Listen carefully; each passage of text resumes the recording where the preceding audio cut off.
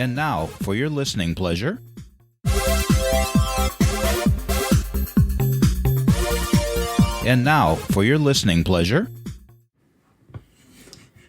And it's Lost Moments Day, and I don't know about any of you, but I do know this about me.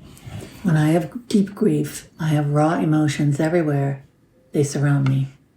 I'm Carolyn Sanek, life coach, author, high-value woman. This is my podcast, Thrive, where today I hope I will give you a lesson in thriving. I want to talk about grief as a rebellion. Grief is supposed to be tidy. It's a moment of silence, a well-timed sigh, a few quiet tears that dry before anyone gets too uncomfortable.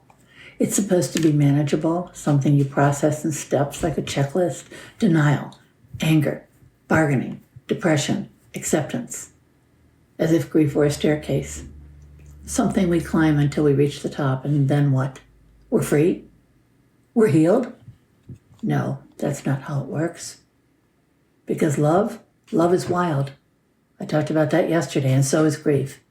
Grief is love that won't be silenced. The world likes endings. It likes closure, resolution, neat little bows tied around messy emotions. Love doesn't work that way, and neither does grief. Because here's the truth. Grief is what happens when love has nowhere to go. One day they were here, they breathed, they laughed, they filled the space between us, beside us, around us, and then suddenly they weren't. And all the love we had for them, love we once gave so freely through conversations, touch, presence, now has no landing place. So it lingers inside us. It turns into memories, into dreams, into a hollow ache that never fully disappears. It becomes the tears we don't expect, the smiles that feel like both joy and heartbreak, and the sudden urge to say their name just to hear it out loud. Grief is not a staircase. It's a free fall. It's waking up in a world that feels off-kilter, where gravity works differently, where the person who made everything make sense is just gone. And the world expects you to keep moving like nothing happened, but you know the truth. Everything happened.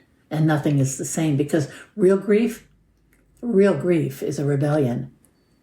And grief refuses to be tamed. It's disruptive. It breaks conversations. It shatters our composure and slips into the spaces we thought were safe.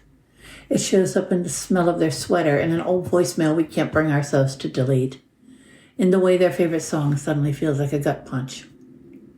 The world tells us to move on, to keep going, to honor their memory by living well. But here's the thing. Grief is honoring them. Grief is proof that they were here, that they mattered, that love isn't something we can pack away in a box and store neatly on a shelf. And that's love, even its most painful form. Grief is still love. Grief is a fight against forgetting. We live in a world that moves too fast, that tells us to get over things, keep up, be strong.